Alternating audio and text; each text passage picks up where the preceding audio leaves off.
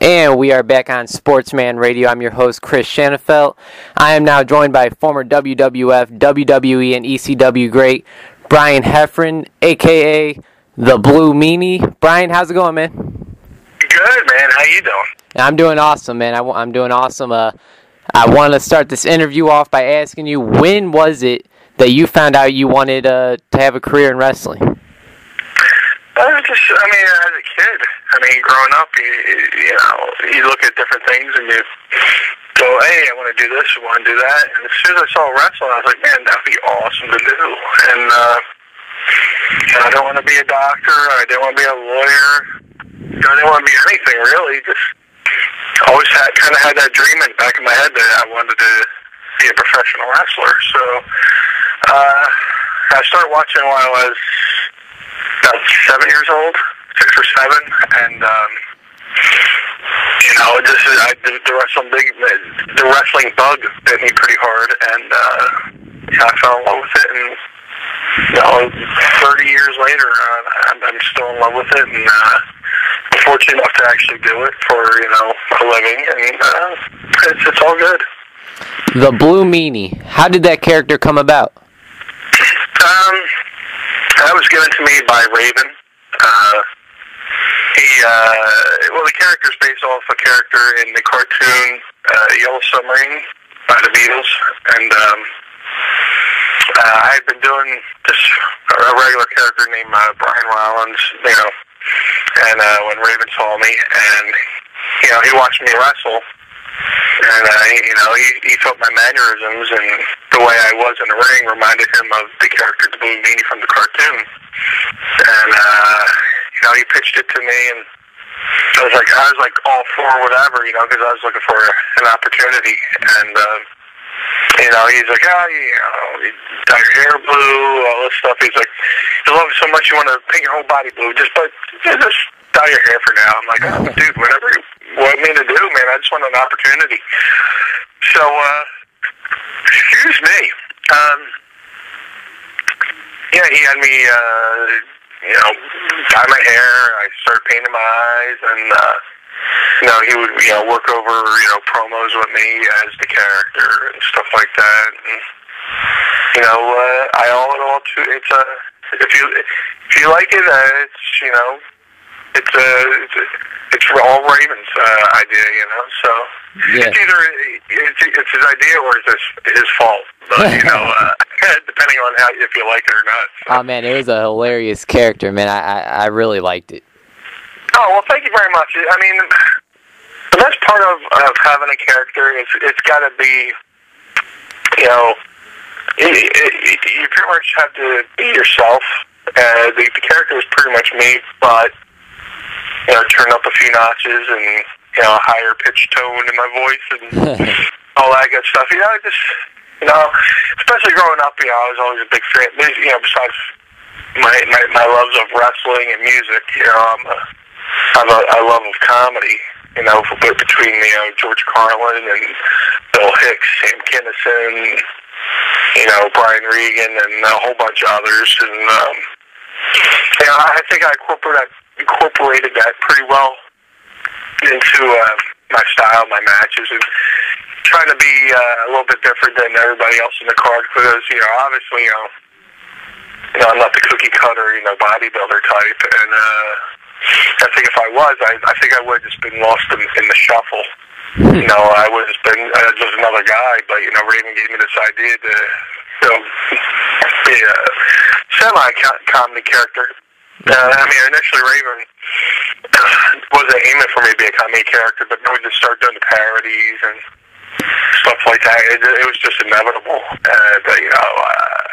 My comedy side would show, more than a serious side. So I was definitely fortunate that I could combine my two loves of wrestling and comedy. All right, and how about BWO with, of course, yourself, Stevie Richards, and Nova? I loved it. One of the best trios in wrestling history, I gotta say. Just hilarious, you were able to show the comedy side and, show that you guys were having fun with it. How was that trio ever created? Well, I mean, we had already been a team under Raven's tutelage, with being in Raven's Nest. Lester Flock, I forget which one, because what did he have in WCW? Did he have the Flock? Or, no. I'm mixing up factions. But yeah, we were already a part of Raven's faction. And, I mean, me and Stevie had already been doing parodies, and Nova came into the fold, and so we had a trio. And, it was just a random conversation I was having with Al Snow, who trained me, and he's one of my best friends in the business and in life. I try. My biggest thing is I love to make Al laugh, because we're both class clowns.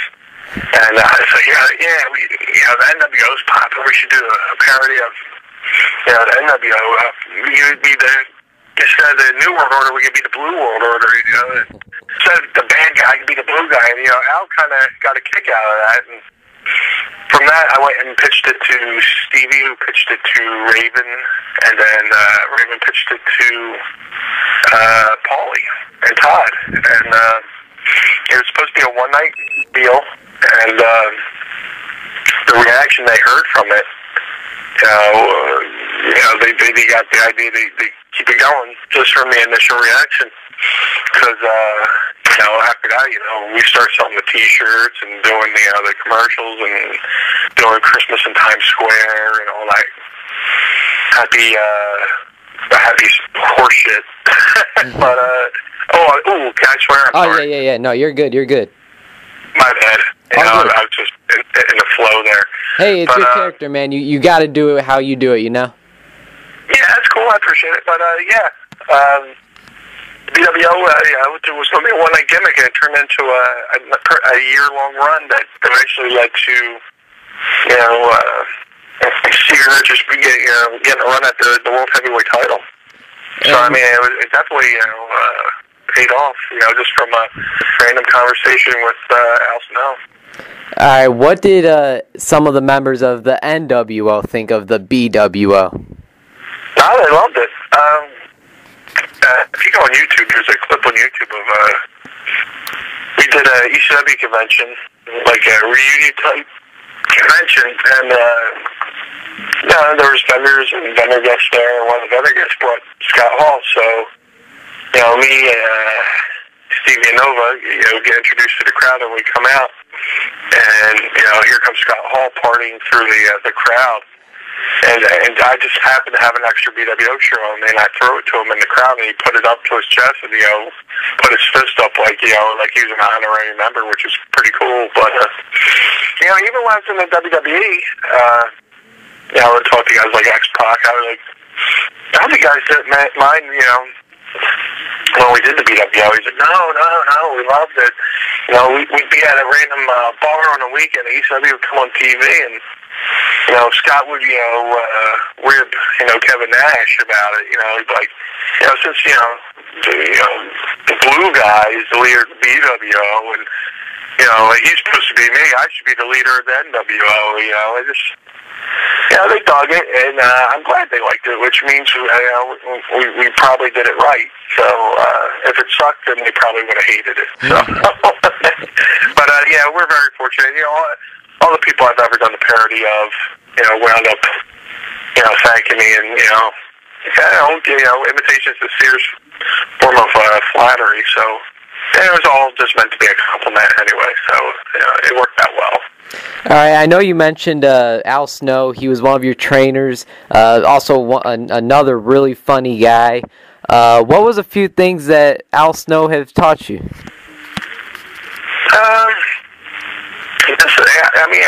Al Snow is like one of the last of the old breed, He started wrestling in 1980, 1981, which is, around the time I actually started watching. So, he worked all the he still worked, the territories, and, before, Vince, took it global. So he's got that, old school mentality of, you do things for the sake of the match and not the like, doing moves for the sake of the match and not the match for the sake of your moves, and psychology and etiquette and, just doing things the right way, and he's always, just been a good mentor, at the same time, I've needed advice and stuff like that. I was very fortunate, too, because there's a lot of places out there that will, just take your money and not show you anything. And he was very thorough in the fact that, he made sure I knew step one before we moved to step two. And, I made sure I knew, still knew step one and, step two before I moved over to step three. So, it wasn't like, a rush to get me in and get me out. So, he could take in whoever the next student would be. He took his time. And he's just very thorough in what he showed me. And, because essentially it's his name on the line. If I go out there and say, Al Snow trained me and, I don't know what I'm doing, that, reflects bad on him. So, I was very lucky to find him as a trainer and become his friend. All these, 18 years later, and we're still friends. So, I was one of the best men in his wedding, and nice. He's an all-around good guy. He's a great guy, and somebody I would probably take a bullet for. So, he's a good dude. All right, Brian. On June 12, 2005, at ECW One Night Stand, you were injured by John Bradshaw Layfield, JBL. Can you tell us a little bit about what happened and why it made headlines? Well, it's just something that lasted from my first stint in WWE or WWF, whichever you prefer. Excuse me. That was my first run in WWE from '98 to 2000, and I thought he was like a little bit, after my run there, I left there, somebody said, how'd you like your run in WWF? I was like, I loved it, but, JBL was for Bradshaw, as he was at the time, was a bully. And I just said he was a bully. And, like the grapevine works, like they do in school, they give you that little drill, where somebody will tell somebody at the first desk or something, and then he has to whisper to the person in the desk behind him. And by the time it goes around the whole classroom and gets to the last person, what was said in the beginning is totally morphed into something totally different. So I'm pretty much thinking it was that, because all I said was a bully, and, flash forward to 2005, and I guess he, still felt some resentment for me saying he was a bully, and he decided, to throw some real punches. So, and then, I eventually, turn around and start fighting back. And, it's ugly, but eventually, after the whole deal happened, WWE, brought me out in July that same year, and we went into a room and talked it out. Said, hey, I said, hey, you did this, and this to me. And it wasn't cool, and to his credit, totally to his credit, he said, well, I don't remember doing any of that. And I was like, well, you did. I said, the thing that's sad about it is, the thing that's truly sad is I was a fan. Before I went to the WWF the first time, and, and all the stuff, that happened. But, we hashed it out, and then, he said, hey, we either have another fight or we can, do some business. I was like, dude, I didn't want to fight in the first place, so I'd rather do some business. And, that night we went out and wrestled on SmackDown. And, Batista got involved, and Stevie got involved, and, busted him open hardway with a steel chair, and, I got a little bit of a, receipt back, but, John's a good dude. He apologized, and, nowadays he's doing a lot of good stuff in Bermuda. He's doing a lot of stuff trying to get the kids off the streets and get kids involved with sports and activities, and you know, and he's totally doing a spectacular job. And I mean, he's climbing all these different mountains, raising money, you know, for like rugby programs and social programs for kids in Bermuda. You know, try to keep the kids out of the gangs and get them into a team sport where they can have some camaraderie and sportsmanship and all that good stuff. So, I mean, out of something ugly, something usually out of something ugly, something good would grow. You know, it's like a rose, growing out, out of some scorched earth or whatever. But it's a thing in the past. I'm totally over it. He's over it, and here we are in 2012, and we're Twitter buddies. So. It's all good, and I wish him nothing but the best. And I've enjoyed talking, to him about sports or whatever random silliness on the internet. So, I mean that's the gist of it. It's just a unfortunate incident that we, both he and I both agree wish never happened. So. All right, Brian. Long story short. All right. Brian, can you tell us about one of your favorite moments in your wrestling career? I mean, I've been very lucky, man. I'm very fortunate. I've got to do some cool stuff.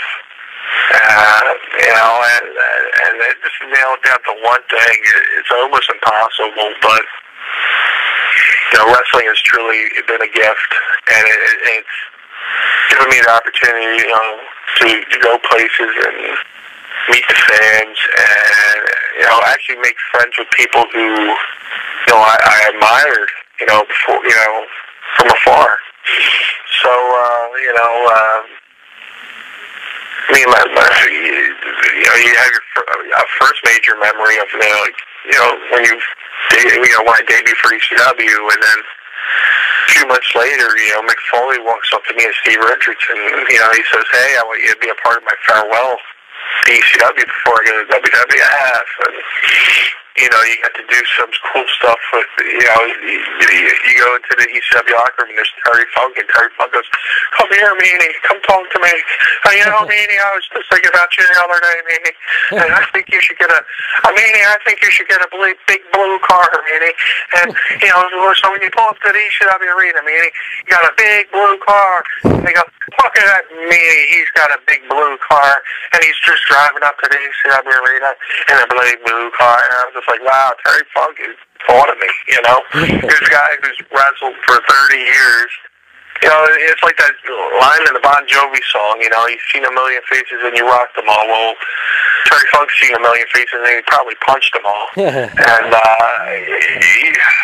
a guy who doesn't even have to acknowledge my existence, and he called me over to tell me an idea he had about me, driving a big blue car up to the ECW arena. I'm standing there, and he's waiting for my reaction, and I'm still, not over the fact that he's actually called me over and talked to me. And then, you go on into your career and you do, some cool shit like, the Kiss parodies and the BWO parody.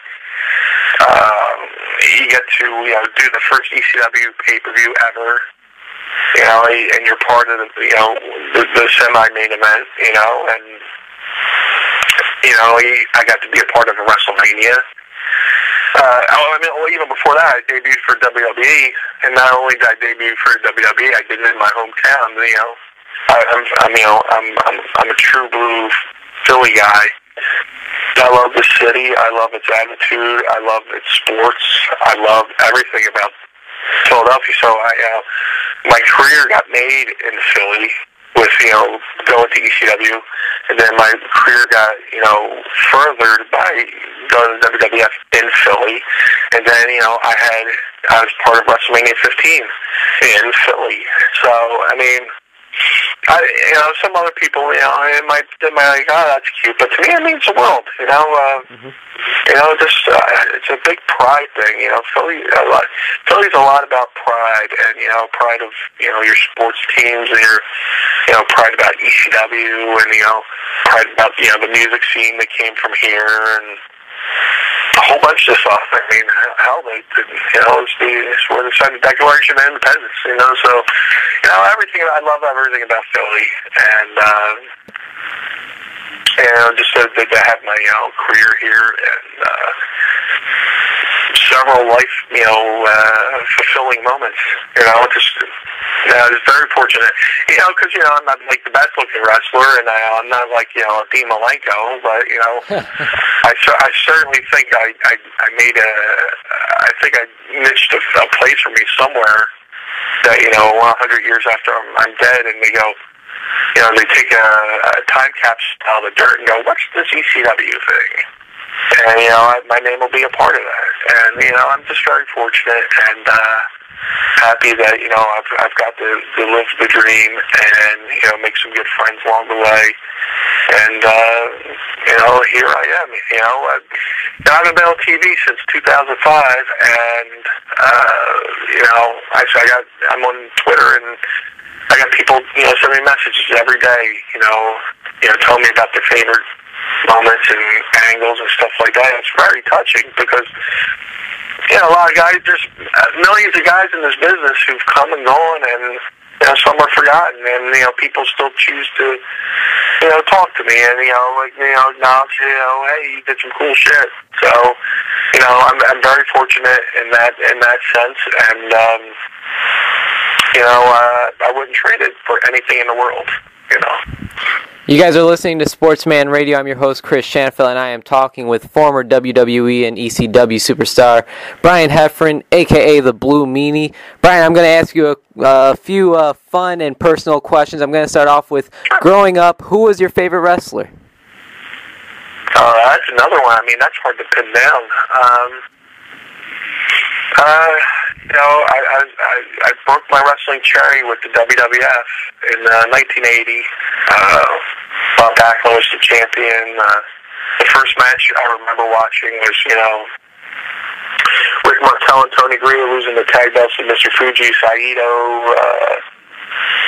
Bob Backlund was my favorite, and then, we just keep watching, and then, guys like Ricky Steamboat, or I would probably have to say, if I was going to nail it down to one, I'd probably have to say Dr. Death Steve Williams, beautiful, I can't nail it down to one. I'm being silly here.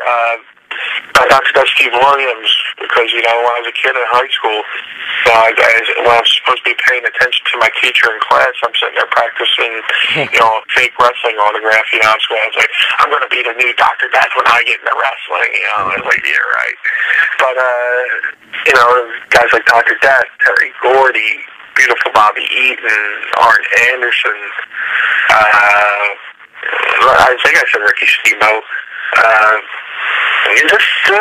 hot stuff Eddie Gilbert, and I had this conversation with a friend the other night. He asked me, what wrestler impacted your life the most?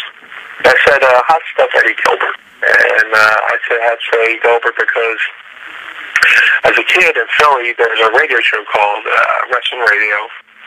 And every year, the radio host, who was also a wrestling promoter, Joe Goodhart, used to run the Tri-State Wrestling Alliance, which was a precursor to ECW. He would run trips down to Memphis, and you pay airfare and the cost of the tickets, hotel, and everything. You just fly down, and you from that Friday until Monday. You go down Friday, leave on a Tuesday. Right, and the week caps off with a Monday night show at the Mid-South Coliseum. And that whole, and a couple days during the week, you have breakfast with a different wrestler. Stop by to the hotel and have breakfast with us and do a Q&A, which is awesome, phenomenal. Mm-hmm. And the guy who made the most impact on me was hot stuff Eddie Gilbert, because he taught me how to treat, how a fan should be treated. Besides the fact that he was a great wrestler, he had a great mind. He was just a total sweetheart of a human being. Because I was just a 16-year-old kid, 17-year-old kid, down there, and I would talk to him, and everything would be yes, sir, no, sir, thank you, sir, thanks for coming. Did you enjoy the show? Did you have a good time? And we would just hang out, and he was just so. And then his brother too. His brother Doug Gilbert's a total sweetheart as well. and they're just good people. And I always try to keep that in my mind. Hey, if I ever as a guy, I was like, dude, if I become a wrestler, if I get a chance to be in front of fans, I want to treat people the way Eddie Gilbert treated me as a fan. So Eddie was one of the best, and he's definitely sorely missed.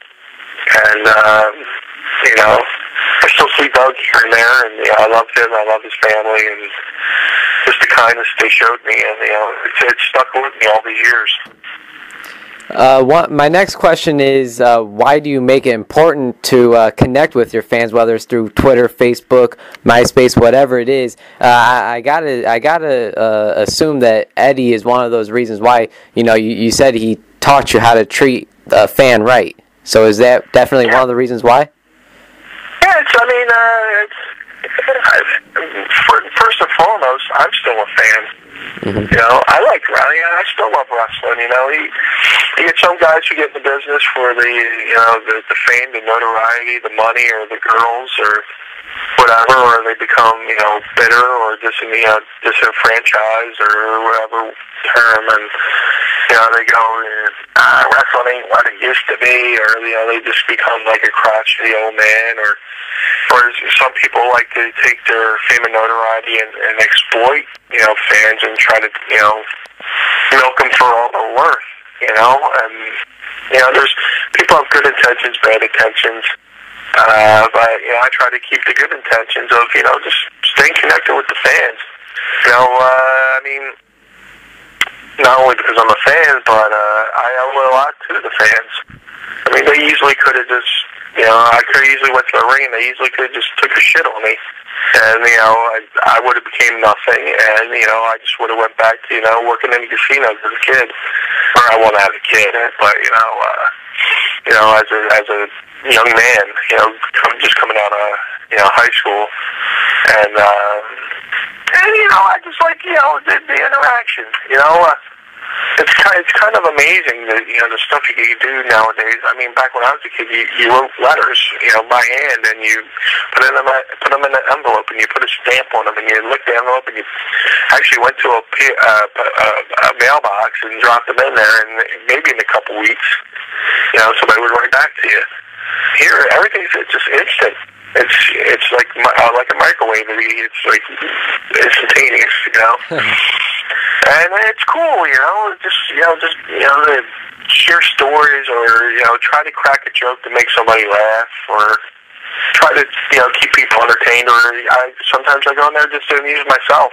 I think it's something funny, I crack myself up, and I just post it out on Twitter or Facebook, and hopefully somebody else finds it amusing as well. My sense of humor goes from everything from silly to dark, or just plain wrong. But it's just different fabrics that that are sewn together and make me who I am. But I love Twitter. At first I was a little bit resistant because it's just like as a kid, I love music, and as a kid, I would go and buy a tape. You go out and buy a record. All of a sudden, here comes tapes. So you have to go buy a tape. Then you buy a tape, and great, now they've created CDs. Now you have to go buy everything on fucking CD. Now everything's, oh my God, they invented MP3. Now you just go and get the MP3. So when it comes to the internet, I was first introduced to the internet, through AOL. And they had a grandstand section for wrestling, and I would go on there and, answer questions on message boards. But then, you go along and then you create a website and you have your own message board. But all of a sudden, here comes MySpace, and then you get on MySpace for a little bit. Everybody's like, nah, all the cool kids are on Facebook. So let me start up a Facebook. And then, somebody's like, are you on Twitter? I'm like, fuck. Fuck. How many more new things am I going to have to fucking sign up for and upload new photos and just, son of a bitch. It's just, it's not even like I'm doing physical labor. It's just mental, shit. Yeah. It's not. that difficult, but it's just like you try to get acclimated to one, format, and I'm on Twitter, still on Facebook. I kind of abandoned MySpace because if you go to my MySpace, I think you see some tumbleweeds crawling by, blowing by. But yeah, it's cool, man. I'm very flattered, to have that many followers, and to have people want to, like you asked me yesterday, hey, you want to do an interview? I said, yeah, I'll do an interview. What the fuck? It'll be cool. And here we are, just having a lovely chat about life and wrestling. Yeah, man. Us fans, we really appreciate it. We really do.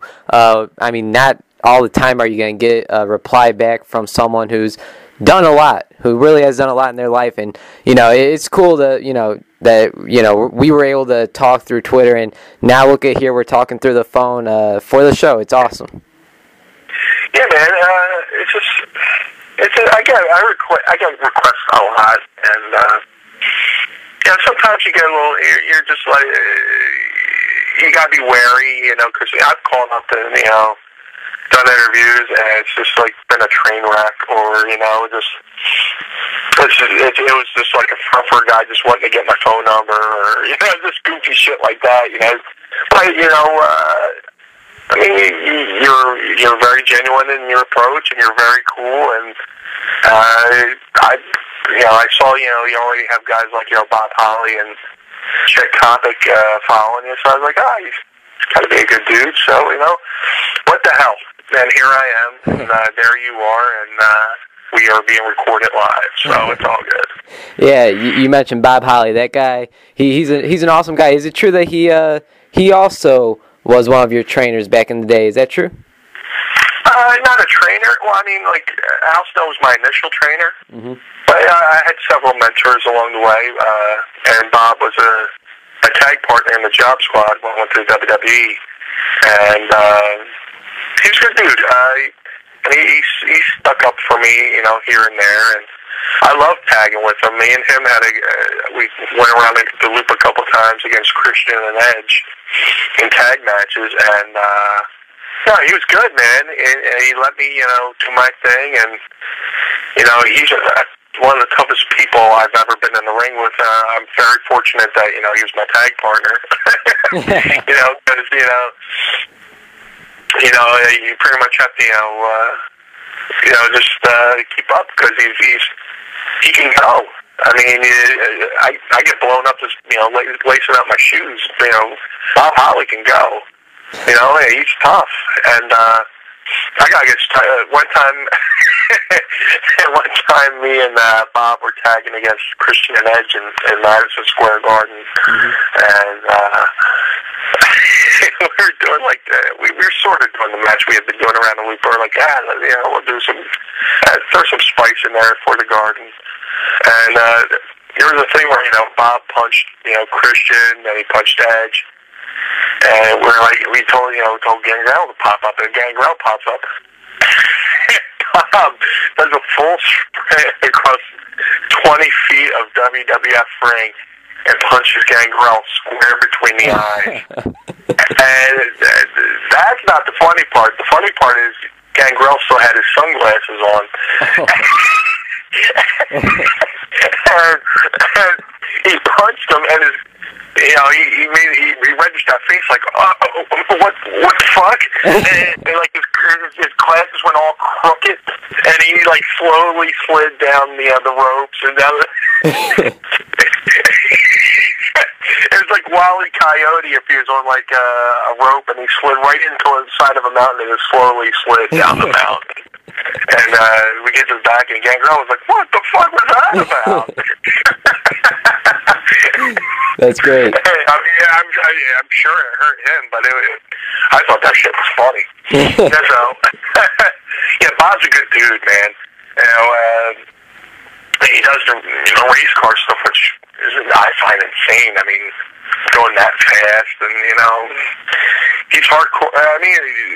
Everybody thought hardcore Holly was his nickname, because the hardcore style wrestling. But no, I think it's hardcore. With his style of wrestling, aggressive, and then, with the racing and stuff like that. It's great. I admire it. I admire anybody who could do, wrestling and other stuff. Like he would, and I probably shouldn't be even talking all this much because I'm taking away half the questions you'll ask him for his interview. Hey, I'm having Bob on. I actually had him on the show on Monday. Oh, cool. So I'm not great guy. So I'm not destroying any potential interview you might have with him.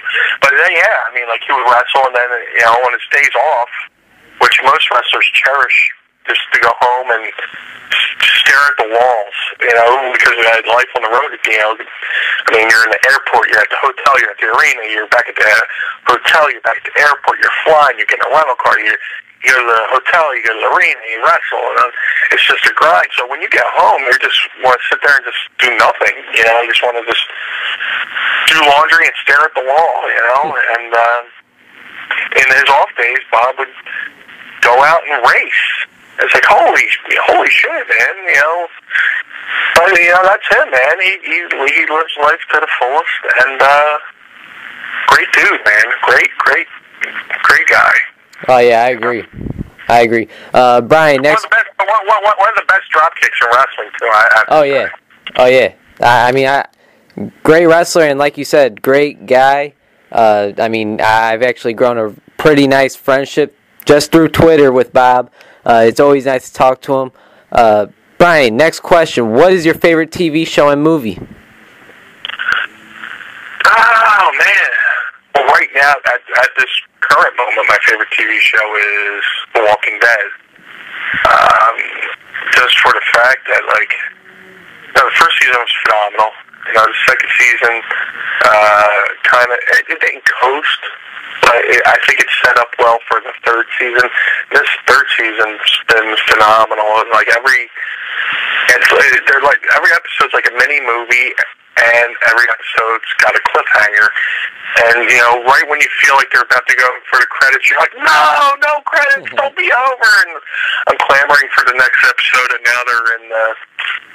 They just went to they just had their mid-season finale, and now I got to sit around and figure out what to do on Sundays, until February. But I don't really watch too much real shows. I like watching competition shows, grapefruit truck race, or my girlfriend really got me into, and this is gonna sound silly, but I really like Project Runway just for the fact that I like watching people make stuff. When I was a kid growing up, I'd be off from school, everybody I'd be playing. I'd be home watching PBS or watching Bob Ross paint paintings, or I'd be watching this old house or watch Bob Vila build a house. So just to watch, I love watching people make stuff out of nothing, and I'll watch a show like that. The episode that got me hooked on that show was where they had to make a clothes out of car parts. I was like, how the hell did they go there? And they made all these outfits out of car parts. Somebody made a full dress out of car seat belts. And I'm like, what? Oh, wow. So I like watching competition shows. I love Steve Austin's show, Redneck Island. Mm-hmm. That show's been great. The first season was good, but this season's kind of, this season beats last season by leaps and bounds. But, if I had to pick one show at the current moment, Walking Dead gets my money every time. It gets my attention every time, I should say. And I'm sucked in, man. I'm a mark. As far as movies, it depends on how I'm feeling. I love documentaries. Along the same lines of how I love competition shows. I love with competition shows. I love stuff just being made, and with documentaries, I just love learning new stuff about stuff that really happened.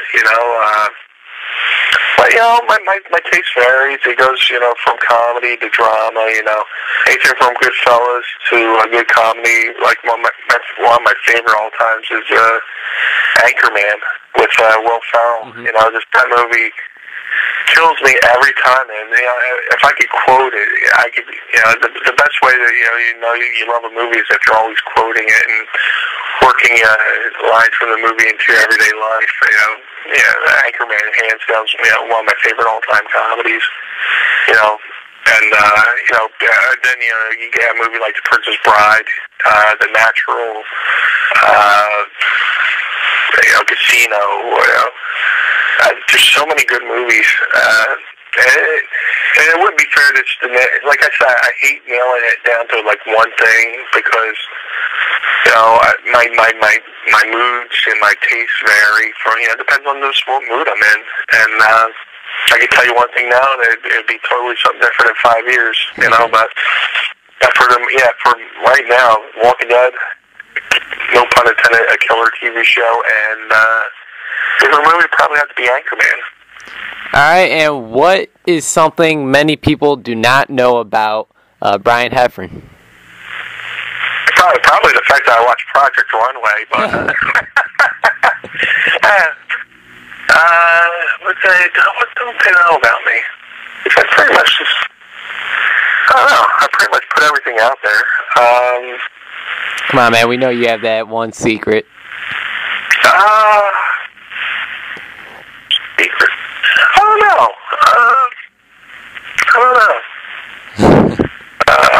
Well, maybe one thing is Amazing Grace on bagpipes makes me weep like a girl. I don't know. Maybe one thing is that you're a Philadelphia Eagles fan, and we all feel sorry for you. Yeah, unfortunately, right now, right. Like I said, man, I love Philly. Philly through and through. It's to the point where, like, if I'm with a friend from Philly and they like the team, like, I got friends who are Cowboys fans. I'm like, how the fuck do you like the Cowboys? You live in Philly, or just Philly friends from Philly that like the Yankees. I'm like, how do you like the fucking Yankees? You're in Philly, to each his own, I grew up loving the Eagles. I love the Phillies. I love the Flyers. I'm not so big on basketball anymore since I gave up on basketball when the Sixers let Charles Barkley go, and there's really I grew up loving Dr. J and Moses and Breeze Cheeks, and then Barkley was going to come along and be the bridge the gap into the future, and then when they let him go and he went to the Phoenix Suns, I was like, what?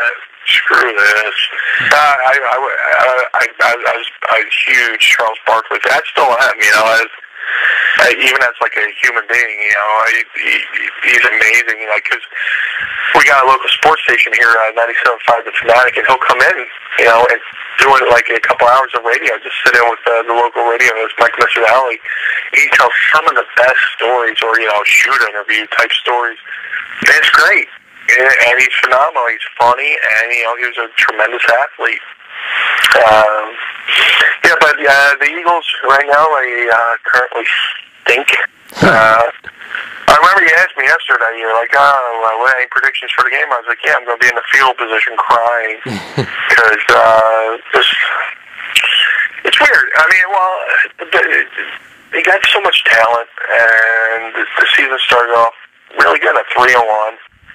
And they just started to, shit the bed defensively. I mean, and it's just small mistakes like turnovers, and keeping besides the fact that Andy Reid can't manage the clock to save his life, but I mean, there's some things that aren't his, may not be his fault, where guys are just fumbling the ball and, just stupid penalty like false starts and offside. It's just, they're shooting themselves up. Like last year, I mean, they could have had a much better, they gave up so many fourth quarter leads, which led to losses. It was frustrating, and you're banging your head off a wall. And then this year, they start off 3-1, and then now they just broke an 8-game losing streak. And but there's also a site I go to in here called crossingbroad.com, and they're the best Philly sports blog site ever. period. And they've been posting a lot of articles where there's a lot of infighting amongst the coaching staff, where Washburn and Juan Castillo was the defensive coordinator, and which they brought over from the offensive coordinator, from offensive to defensive, which was a weird move, but it's almost a recipe to fail, but. Mm-hmm. Then they had the coaching, they had the defensive line coordinator before they had their own coach. So and Washburn was constantly punking out Castillo to his face and in front of the players, to where Castillo was trying to teach him one system, and Washburn would go in there and go, we ain't doing none of that shit. And then he would call Juan Castillo Juanita, and just bitch and complain, and it caused a lot of attention in the locker room, from what I've heard, and then they cut Babin, and once they let Babin go, and then that was Washburn's boy from the Tennessee days. So Washburn created even a bigger stink, and hey, you know what?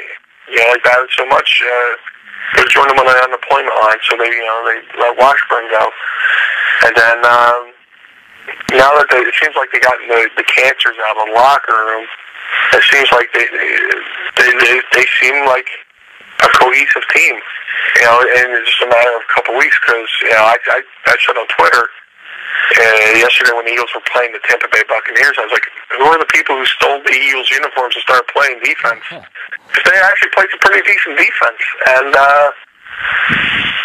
Nick Foles looks phenomenal. I was never crazy about the idea of them having Mike Vick as a quarterback. You think he'll be back with the team next year? I don't think so. I agree.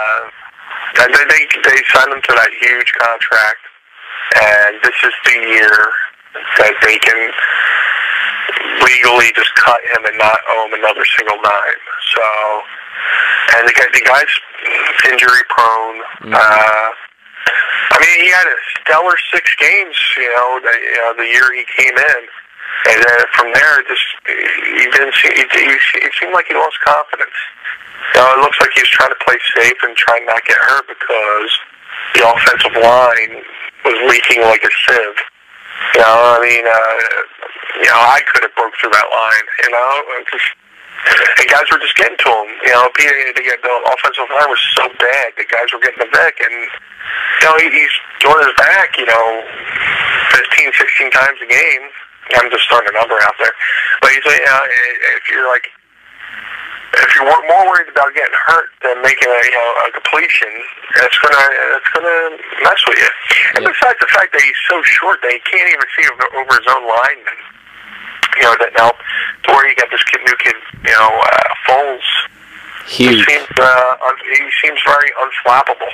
Yeah. He seems poised. He's 6'6", so you can see over his offensive line, but he seems poised. He seems confident, and he threw that game-winning touchdown last night, to where Andy Reid gave credit and said Foles called the play, and it worked. And maybe that's something. Maybe the Eagles just need some fresh legs, some fresh blood in there. They definitely need to get bigger defensive guys, because a lot of the defensive, it's a small team. There's a lot of small guys on that team, and they get tossed to the side easily. But it's been promising so far. From what I saw on the last, I thought when they played the Dallas Cowboys, even though they lost. It was like one mistake. They made one mistake, and it cost them the game. And they pretty much stuck in there the whole game, Even though they lost, I was like, you know what? They actually looked better. And then they played the Tampa Bay Bucks, and they looked a little bit better. So, I think these last few games is going to be an audition for, next year. And, right now I'm just counting the days till pitchers and catchers and the Phillies get back on the field, because they have this. And then there's no hockey. Yeah. So I go to my favorite bar, McCusker's, to watch sports, and there's not really good to watch. It's just like, Jesus Christ, give me something to be look forward to. But I'm not a fair weather fan either. If the Eagles stink, I'm going to watch every game. If the Phillies stink, I'm going to watch every game. So, you got to take the good with bad and the bad with the good, and you can't appreciate the sweet if you haven't tasted sour. And I've tasted a lot of sour as a Philadelphia sports fan. So, yeah, I have also, man. Chicago sports fan. It hasn't been too great over here either. Yeah, I mean, the Cubs almost had that shot, but Steve Bartman fucked it up. And, Yep. Yeah, I just watched that documentary on the Steve Bartman thing on ESPN, and that was amazing what happened to that kid. And they say Philly fans are rough. They had to hide that kid and get him out of the fucking stadium. They're going to lynch him. Yeah, that is terrible. Terrible. But I mean, oh man, I don't even want to get in that situation, man. I really don't. I don't mean to bring up bad memories, my dog died too. You want to talk about that? Yeah, exactly. Brian, Eagles are 4-9. If they win out the rest of the season, they're 7-9. Is there any way we see Andy Reid back at the head coach for the Eagles next year? It's weird. After they finished 8-8 last year, the owner Jeff Lurie did a State of the Eagles address, and the way he was talking, it felt like he was about to fire Andy, and then he's like, "Oh, he'll be the coach next year," and then during the preseason, he gave another State of the Eagles address, up at preseason up in I forget the name of the town, but and they were like, "Well, if he has another 8-8 season, is that grounds for is that acceptable?" And Jeff Lurie's like, "No, that's not acceptable." And it's like, if he has another season like that, he won't be the coach. And then like this sound clip plays over and over in my head where he goes, "But barring injuries, then we might reconsider." Mm-hmm. And if you look at this Eagles season now, I mean, who isn't injured? I mean, guys play hurt every week, but their guys are out. Like last week, yesterday, Brett Selleck went out on one first periods of the game with a concussion. He's got a concussion. Brick's got a concussion. Shady McCoy's got a concussion. Deshaun Jackson's got broken ribs. Jason Peters, he was out with the torn Achilles, which he tore not once but twice. I mean, you're pretty much we've pretty much got our second stringers out there playing now. So if Andy could plead his case, as to why he should still be the Eagles, coach next year, and Jeff Lurie did say, 8-8, another 8-8 type season would be unacceptable, barring injuries.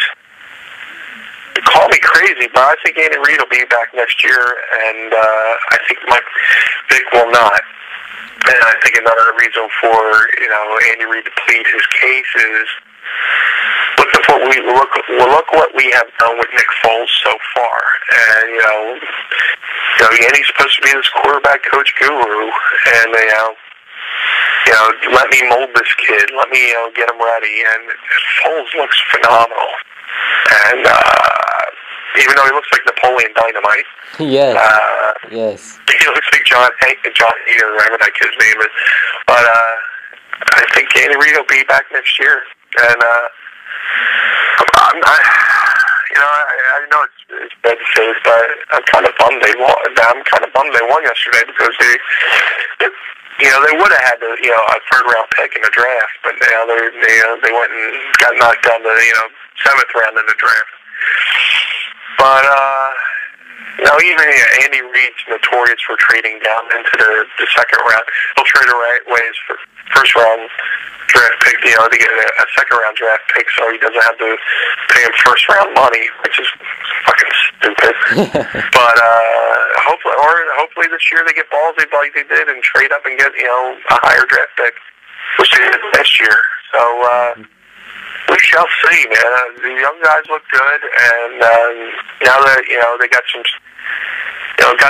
dirt on their uniforms, hopefully things turn around for next year. But right now, I'm counting the days to the next Philly season because now we got Ben Revere from the Twins, and we got Michael Young from the Rangers, and hopefully, and Ruben Amar's anything like he's been like a ninja, swiping people from other teams and getting some talent, and hopefully we get some fresh guys in here. Hopefully that everybody stays healthy. Hopefully Halliday comes back from his injury good, well, ready to go, and hopefully we can get back to the playoffs. If not, then I think this will be Charlie Manuel's last season as a coach, and they'll probably.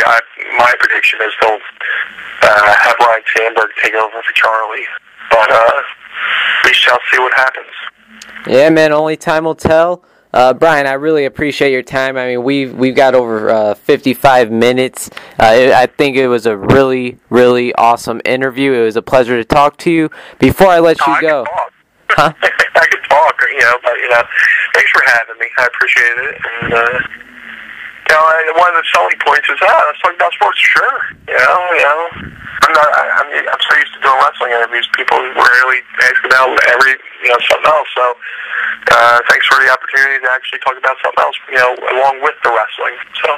Hey, hopefully we could do it again in the future. And before I let you go, Brian, why don't you plug anything you'd like to plug on the air? I got plenty of stuff going on. A movie I did with Joey Fatone and Woody from the Wonder Years called Mancation is out on DVD. You can get it at any Walmart, Best Buy, all that good stuff. Another movie I did called Miss December was released from Kevin Smith's movie company, and that's on Comcast On Demand. And in a couple months it'll be available on DVD. For all information on the movies I've done recently, go to wastedapples.com. That's one of the production companies I've worked for. And just keep following me on Twitter at twitter.com/TheBlueMeanie, THEE Blue Meanie, or you can subscribe to my Facebook page at facebook.com/Brian.Heffron. I'm almost at capacity, so I can't add you as a friend, but if you want to subscribe to my page, just go on the right-hand side of my screen and click subscribe, and I'll try to keep things lively and entertaining. Hey, you always do. You always do. Thank you very much. All right, Brian. Once again, it was a pleasure, and take care, man. Thank you, and you enjoy your lovely evening, sir. Thank you.